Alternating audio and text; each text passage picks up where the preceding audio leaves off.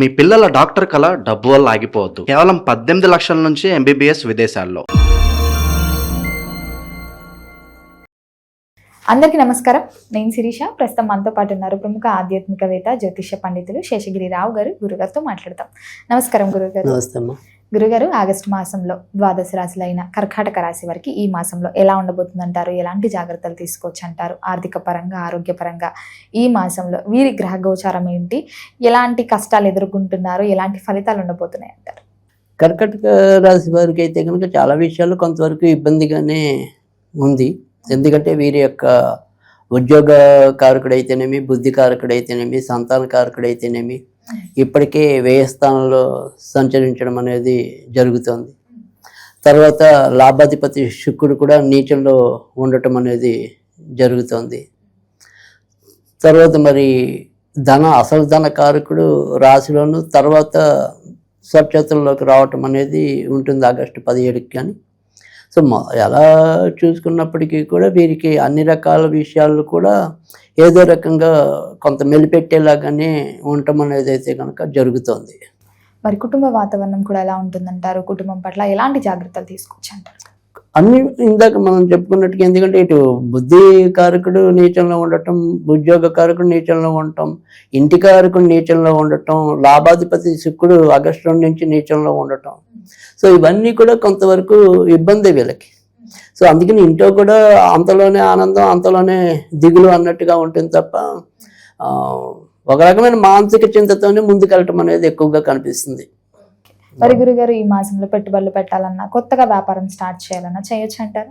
అదే వీళ్ళు లాభాధిపతి కూడా మనం మొదట్లోనే చెప్పుకున్న నీచంలో ఉన్నాడు, వృత్తి ఉద్యోగాల కారకుడు కూడా నీచంలో ఉన్నాడు. అందుకని మనం వ్యాపారాన్ని వృత్తిగా తీసుకున్నా కూడా పెద్దగా రాణించే అవకాశాలు లేవు. సో అందుకని ఉన్న వ్యాపారాలే ఎలా చేసుకుంటామనే దిగులుగా ఉన్నప్పుడు కొత్త వ్యాపారాల జోలికి వెళ్లకుండా ఉండటం అనేది చాలా చెప్పదగిన సూచన. సో అందుకని సాధ్యమైనంత వరకు కూడా ఈ 2 నెలలు కొద్దిగా వాయిదా వేసుకోవటం అనేది అవసరం. వ్యాపారం, విదేశీ యోగం ఉందంటారా? విదేశీ యోగాలు కూడా పెద్ద బలంగా అయితే ఏమీ కనపట్టలేదు. సో కాసింత ఏదైనా సరే ఊరట లభించాలి అంటే కనుక ఆగస్టు 22వ తారీఖు తర్వాత నుంచి విదేశీ సంబంధించిన ప్రయత్నాలు కొంత సఫలీకృతం అవడానికి అవకాశాలు ఎక్కువ ఉంటాయి. సో అప్పటిదాకా మాత్రం ప్రయత్నాలు పెద్దగా ఫలించకపోయే అవకాశాలు ఉన్నాయి. ఎందుకంటే ఆ దూర ప్రయాణాల స్థానాల్లో శని ఏదో విధంగా అడ్డుపడుతూ ఉండటం. సో లేదు, మనం కరెక్ట్గా వెళ్ళడానికి సిద్ధమయ్యే టైంలోనే ఇంట్లో పరిస్థితులు వేరేలాగా ఉండటం. సో మనం ఖచ్చితంగా మళ్ళీ వాయిదా వేసుకోవాల్సిన అవసరం రావటం. ఇలా కర్కాటక రాశి వాళ్ళు ప్రతిదీ కొద్దిగా పరీక్షాత్మకంగానే ఉంటుంది, ముఖ్యంగా ఆగస్టు పూర్తిగా అయ్యేదాకా.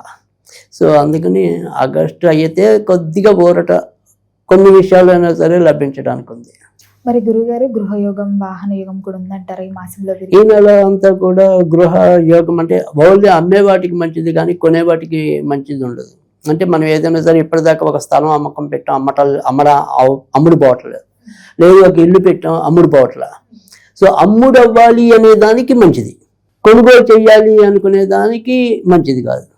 సో అలా ఏమైనా అమ్మకాలు ఉంటే ఈ 2 కొద్దిగా ఇప్పుడే చూసుకోండి, గట్టిగా అమ్ముడవుతుంది. మరి గురుగారు, ఈ మాసంలో వీరికి ఆర్థిక పరంగా, ఆరోగ్య పరంగా కూడా ఎలా ఉంటుందంటారు? ఆరోగ్యం మరీ అంత ఇబ్బంది అయితే కనుక పెట్టదు. సో ఏదొచ్చినా చాలా తొందరగానే మళ్ళీ నయమైపోవటం అనేది అయితే ఉంటుంది.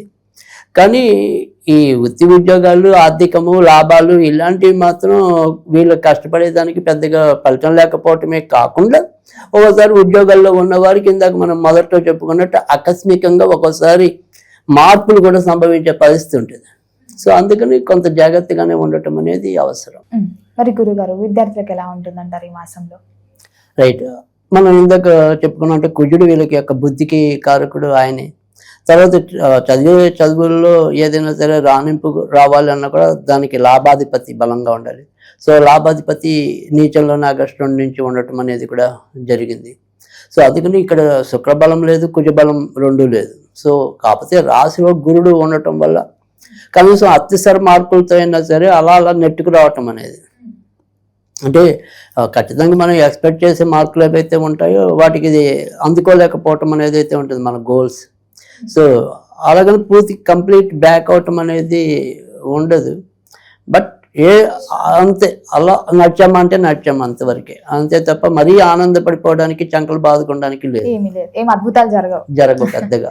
మరి గురుగారు, ఉద్యోగ వ్యవస్థలో ఉన్న వారికి ఎలా ఉంటుందంటారు? నిరుద్యోగుల పరిస్థితి ఏంటంటారు? కొత్త ఉద్యోగాల అవకాశాలు దక్కే అవకాశం ఏమైనా ఉందంటారు ఈ మాసంలో?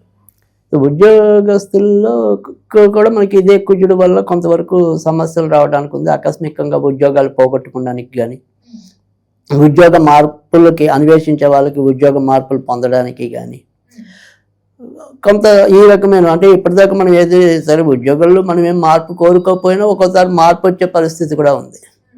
సో ఒక్కోసారి ఉన్నట్టుండి ఏదైనా సరే మనం ఇప్పటిదాకా ఉన్న ప్రదేశానికి దూరంగా వెళ్ళవలసిన పరిస్థితులు కూడా ఆకస్మికంగా వచ్చే పరిస్థితి అయితే ఉంటుంది. ట్రాన్స్ఫర్ అయ్యే అవకాశం, ట్రాన్స్ఫర్, అలా బదిలీలు ఉండే జాబులు అయితే బదిలీలు కూడా వచ్చే అవకాశాలు ఎక్కువ ఉంటాయి.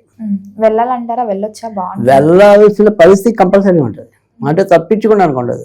ఓకే. సో ఎందుకంటే అక్కడ వ్యయ స్థానంలోనే నడవటం అనేది కుజుడు ఉంది, తర్వాత బుధుడు కూడా రాశిలోనే ప్రస్తుతం ఉండి, తర్వాత కూడా రెండో ఇంట్లో, అంటే మనం ధనం సంపాదించాలంటే దూరం పోవాలి, అంటే నేను దూరం పోనంటే అయితే ఉద్యోగం చేయంటాడు. సో ఆ రకంగా మనకి ఇబ్బంది ఉంది. సో అందుకని ఎలాగైనా కూడా తీసుకోవాల్సిందే, మార్పు వస్తే తీసుకోవాల్సిందే, తీసుకోకుండా పని అవ్వదు. సో అందుకని ఉద్యోగస్తులకి కొంత బెంగగానే ఉండటం అనేది ఉంటుంది. తర్వాత రెండోది వచ్చేప్పటికి ఏంటంటే అసలే కర్కాటక రాశి వాళ్ళకి 100 రకాలైన అనుమానాలు ఉంటాయి. సో తీసుకుంటే ఏమవుతుందో, తీసుకోపోతే ఏమవుతుందో అనేది బెంగ. సరే ఇప్పుడు అంటే వాళ్ళందరూ వాళ్ళు ఇచ్చేస్తే గొడవ తీరిపోతుంది, వెళ్ళటమా వెళ్ళకపోవటం అనేది. సో ఇప్పుడు మనం ఉద్యోగం మారాలంటే అమ్మో ఉన్న చోట సేపు ఉంటుందో, వేరే చోటుకు మార్తే సేపు ఉంటుందో, ఇలా రకరకాలైన ఆలోచనలతో నలిగిపోవటం అనేది. ఇక్కడ రిజైన్ ఇచ్చాక అది వెంటనే ఉద్యోగం వస్తుందా లేదా అనే బెంగ ఉంటుంది. ఓకే. అలాగే వీళ్ళేమో నోటీస్ పీరియడ్ 2 నెలల ముందు చెప్పాలి, ఈ 2 నెలల ముందు చెప్తే తర్వాత ఉద్యోగం వస్తుందా లేదా అనే బెంగ. సో అందుకని ఎలా చూసుకునే తర్వాత అయినా సరే నీచల్లోకే వస్తాడు ఉద్యోగాధిపతి. సో ఇప్పుడుండే 2 నెలలు కొద్దిగా పరీక్షగానే ఉండటం అనేది జరుగుతుంది. సో మళ్ళీ ఆగస్టు దాటింది అంటే ఇంచుమించు సెప్టెంబర్ వస్తే మంచి ఫలితాలు చాలా ఎక్కువ ఉంటాయి కర్కాటకానికి. సో అందుకని జూలై నుంచి ఒక జూన్ కాస్త బాగుంది, కానీ ఇప్పుడు ఇంకా జూలై ఆగస్టు కొద్దిగా పరీక్షగానే ఉండటం అనేది జరుగుతుంది కర్కాటక రాశికి. మరి ఎవరైతే వివాహ ప్రయత్నాలు చేస్తున్నారో వివాహ యోగం ఉందంటారా? అయితే వీరి యొక్క వివాహాధిపతి కూడా శని అయి ఉండి ప్రస్తుతం భాగ్యస్థానంలో ఉండటం అనేది జరిగింది. అయితే ఆ శని కూడా ఇప్పుడు రేవతి నక్షత్రంలో సంచరించడం అనేది జరుగుతుంది. సో మనకి పలానా ప్రదేశం అని కాకుండా, అంటే విదేశాల్లో ఉన్న సంబంధాలైనా మాకు ఇష్టమే, వేరే దూర ప్రాంతాల్లో ఉన్న సంబంధమైనా మాకు ఇష్టమే అనుకుని ఒక ఏమంటాం నియమాలు లేని తల్లిదండ్రులు ఎవరైతే ఉంటారో వాళ్ళకైతే తొందరగానే కుదురుతుంది. లేదండి మా అబ్బాయి పలానా చోటే ఉండాలి, ఆ అమ్మాయి పలానా చోటే ఉండాలి అంటే అవ్వదు. సో కష్టం ఉంటుంది. సో ఎక్కడికైనా సరే మనం మ్యాచ్కి సిద్ధపడితే వాళ్ళకి అయ్యే అవకాశాలు ఉంటాయి. కండిషన్స్ ఉన్న వాళ్ళకి కండిషన్స్ అప్లై అంటే నో అది. సో అలా లేవు అంటే కనుక అయిపోతుంది. సంతానం కోసం ఎదురు చూస్తున్నారా? సంతాన యోగం ఉందంటారా? కొద్దిగా ఇబ్బంది, అంటే ఇప్పుడు ఈవెన్ కొత్తగా గర్భం ధరించిన వాళ్ళైనా కూడా ఈ 2 నెలలు చాలా జాగ్రత్తగా ఉండాలి. ఎందుకంటే అందులో కర్కాటకలో కుజుడు వచ్చి నీచపడినా కానీ ఇప్పుడున్న మిథునంలో ఇంకా డేంజర్. సో ఆకస్మికంగా గర్భస్రావాలు జరగడానికి, సో కొత్తగా సంతానం కావాలనుకునే వాళ్ళకి కూడా అక్కడ ఇప్పటిదాకా మెడికల్ దాంట్లో వెళ్ళిన వాళ్ళకి కూడా పరీక్షలు సరిగ్గా రాలేకపోవడానికి రిజల్ట్స్. సో అందుకని కొంత ఇబ్బందిగానే ఉంటుంది సంతాన పరంగా మాత్రం. రాబోయే 2 నెలలు అంటే జూలై ఆగస్టు సెప్టెంబర్ నుంచి క్రమంగా మళ్ళీ వీరికి మంచి జరుగుతుంది. మరి గురుగారు, ఈ మాసంలో కర్కాటక రాశి వారు దేని పట్ల జాగ్రత్తగా ఉంటే ఈ మాసం గట్టెక్కొచ్చింది?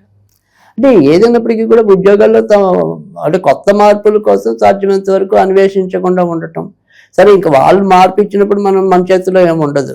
సో మనంతరం మనం ఏదైనా సరే కొద్దిగా వెళ్ళాలి అనుకునే దానికి ఇది రైట్ టైం కాదు. సో ఏదైనా అలాంటి బలంగా నిర్ణయం తీసుకుంటే అది జూన్లో తీసుకుంటే బాగానే ఉండేది. సో ఈ జూలై ఆగస్టు అనేది వీళ్ళకి అంత మంచిది కాదు. సో సెప్టెంబర్ మళ్ళీ ఇంచుమించుగా 4వ తారీఖు వచ్చిన తర్వాత తప్ప కొత్తగా మార్పులకి రైట్ కాదు. మరి గురుగారు, మొత్తం మీద అనలైజ్ చేస్తే ప్రథమార్థం బాగుంటుందంటారా, ద్వితీయార్థం బాగుంటుందంటారా? అంటే ఏ అర్థమైనా సరే వీళ్ళకి ఎంత ఇంచుమించు అంతంగానే ఉంది, అంతంత మాత్రంగానే ఉంది. సో ఇది బాగుంది ఇక్కడ అనేది ఖచ్చితంగా చెప్పడానికి లేదు. ఒక విదేశీ ప్రయాణాలకు వెళ్ళడానికి ఆగస్టు 22 నుంచి కొంతవరకు అనుకూలత ఉంది. మరి గురుగారు మొత్తం మీద ఈ మాసం అంతా ఇంకా బాగుండాలంటే ఏ దైవ నామస్మరణ బాగుంటుందంటారు? ఎలాంటి పరిహారాలు చేసుకోవచ్చు అంటారు? ఖచ్చితంగా వీళ్ళైతే కనుక సాధ్యమైనంత వరకు కూడా ధనలక్ష్మిని పూజించడం వల్ల వీరికి ఆర్థికంగా అయితేనేమి వృత్తి ఉద్యోగాల్లో ఉండే ఇబ్బందులు తొలగడానికి కానీ ఏదైనా సరే అష్టలక్ష్మిలో ధనలక్ష్మిని పూజించడం వల్ల వీరికి మంచి ఫలితాలు పొందడానికి అవకాశాలు ఉంటాయి. సో ఒకవేళ ధనలక్ష్మిని మనం ఏమంటాం, ఆవిడకి సంబంధించిన స్తోత్రం ఉంటుంది కదా, ఇప్పుడు ఏదైతే అష్టలక్ష్మి స్తోత్రంలో అందులో ధనలక్ష్మి స్తోత్రం ఏదైతే ఉంటుందో అది నిత్యం కనీసం ఒక 3 సార్లు చదువుకుంటే ఆ శ్లోకాన్ని చాలా మంచి ఫలితాలు ఉంటాయి. రోజు కొన్నాళ్ళ పాటు ఈ నెలంతా కూడా రోజుకి 3 సార్లు చొప్పున చదివితే సుమన సంబంధిత అది ఉంటుంది అష్టలక్ష్మి స్తోత్రం, అందులో ధనలక్ష్మి చదివితే మంచిది అనమాట. గురుగారు మొత్తం మీద ఆగస్టు మాసంలో కర్కాటక రాశి వారికి ఎలా ఉంది, ఎలాంటి జాగ్రత్తలు తీసుకోవాలి, ఎలాంటి దైవ నామస్మరణ చేయాలో తెలియజేసినందుకు ధన్యవాదాలండి.